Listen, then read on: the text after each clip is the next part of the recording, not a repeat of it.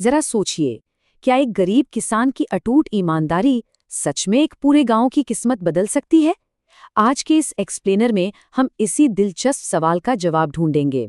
हम एक ऐसी कहानी का विश्लेषण करने वाले हैं जो मानव स्वभाव और नैतिकता को बहुत गहराई से दिखाती है।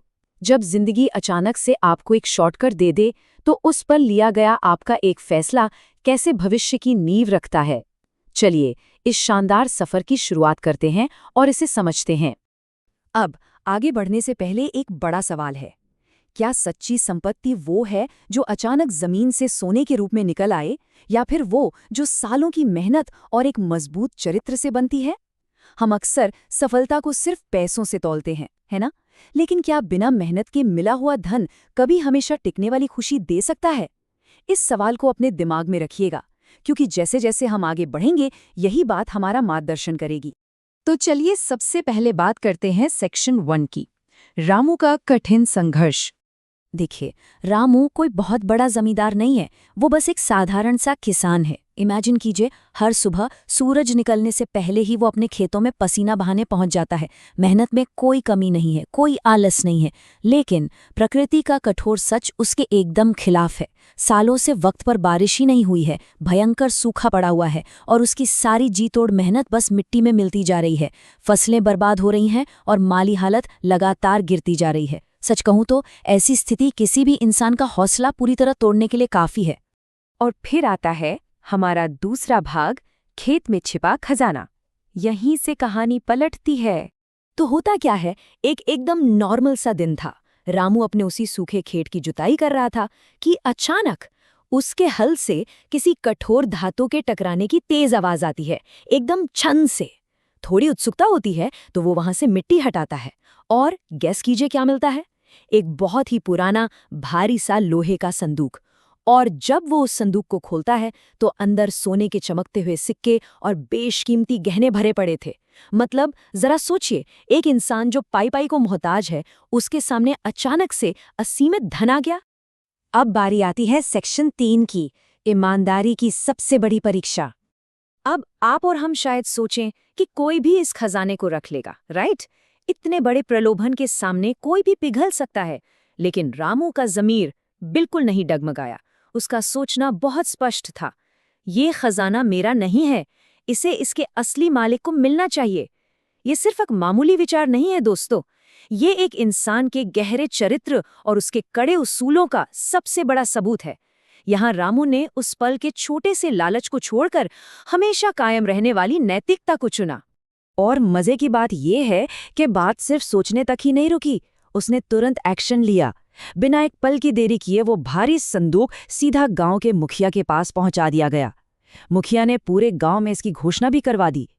अब दिन पर दिन बीतते गए, कोई भी दावेदार सामने नहीं आया, पर रामू की ईमानदारी अपनी जगह से नहीं हिली। फिर फाइनली कुछ समय बाद पास के ही एक गांव से एक बूढ़े व्यक्ति ने आकर उस संदूक के बारे में पूछताछ शुरू की। चलिए बढ़ते हैं भाग 4 की तरफ, खजाने का असली मालिक। जब पूरी जांच पड़ताल हो गई तो ये एकदम साफ हो गया कि वो खजाना असल में उसी बूढ़े व्यक्ति के दादाजी का था। तो संदूक उसे सौंप दिया गया। अब वो बुजुर्ग इस दुर्लभ ईमानदारी से इतने ज्यादा प्रभावित हुए कि उनकी आंखें ही भर आई। भाई, आज के इस स्वार्थी जमाने में ऐसी ईमानदारी कहाँ देखने को मिलती है? उन्होंने रामू को इनाम देने की पेशकश की। रामू ने पहले तो इसे अपना फर्ज मानकर साफ मना कर दिया, लेकिन जब बहुत ज्यादा जोर दिया गया तो उसने थोड़ी सी आर्थिक सहायता स्वीकार कर ली। अब आते हैं भाग 5 पर, सच्चाई और मेहनत का इनाम। ये हिस्सा बहुत ही शानदार है, क्योंकि यहाँ हमें दिखता है कि कैसे एक इंसान का अच्छा काम पूरे समाज की तस्वीर बदल सकता है। हुआ ये कि उस बूढ़े व्यक्ति ने अपनी तरफ से मदद करते हुए गांव में एक बहुत बड़ा सिंचाई प्रोजेक्ट शुरू करवा दिया। अब जो गांव सालों से भयानक सूखे की मार झेल रहा था ना, वहां सीधे खेतों तक आसानी से पानी पहुंचने लगा। इसका नतीजा क्या हुआ? न सिर्फ रामू का परिवार बल्कि पूरे गांव के किसानों की फसलें फिर से लहलहा उठी। मतलब एक अकेले व्यक्ति के ईमानदारी वाले कदम ने लिटरली पूरे गांव को गरीबी से बाहर खींच लिया और खुशहाली ला दी। इसे कहते हैं असली गेम चेंजर। और अब हम पहुंच गए हैं अपने आखिरी और छठे भाग पर, सच्ची सफलता का रहस्य। यहाँ हमें 2 बिल्कुल अलग पीढ़ियों का नजरिया देखने को मिलता है। एक तरफ है रामू का बेटा मोहन, जो सोचता है कि यार अगर वो खजाना रख लिया होता तो बिना कुछ किए चुटकियों में अमीर बन जाते। ये तो हुई आज के ज़माने वाली टिपिकल शॉर्टकट वाली सोच। लेकिन दूसरी तरफ रामू के इतने सालों का तजुर्बा उसे एक बहुत गहरी बात सिखाता है। रामू का मानना है कि गलत तरीके से पाया गया पैसा मन को हमेशा बेचैन रखता है। वो कभी भी किसी को भी सच्ची और स्थायी खुशी नहीं दे सकता। और रामू ने अपने बेटे को यही अमूल्य शिक्षा दी। ईमानदारी और मेहनत से मिली सफलता ही हमेशा सुख और सम्मान देती है। सच कहूं तो रामू की असली विरासत वो सोने के सिक्के नहीं थे, बल्कि वो इज्जत थी जो उसने गांव वालों की नज़रों में कमाई थी। लोग उससे सलाह लेने सिर्फ इसलिए नहीं आते थे कि वो अब एक सफल इंसान था, बल्कि इसलिए आते थे क्योंकि उन्हें पता था कि उनके सामने एक खरा, सच्चा और पूरी तरह से ईमानदार इंसान खड़ा है। तो इस पूरी कहानी को समझने के बाद आज की इस भाग दौड़ भरी दुनिया में, जहां हर कोई बस जल्दी से जल्दी किसी भी तरह सफल होना चाहता है, एक बहुत ही जरूरी सवाल उठता है। अगर आज किसी को वो सोने से भरा संदूक मिल जाए तो वो कौन सा रास्ता चुनेगा, शॉर्टकट या ईमानदारी का? ये कहानी हमें एक जबरदस्त रिमाइंडर देती है कि ईमानदारी का रास्ता शुरुआत में भले ही थोड़ा मुश्किल लगे, लेकिन अंत में ये सिर्फ आपको ही नहीं बल्कि आपके आसपास के पूरे समाज को बेहतर बनाता है। इस सवाल पर जरूर सोचिएगा। आज के इस एक्सप्लेनर में हमारे साथ जुड़ने के लिए आपका बहुत बहुत धन्यवाद।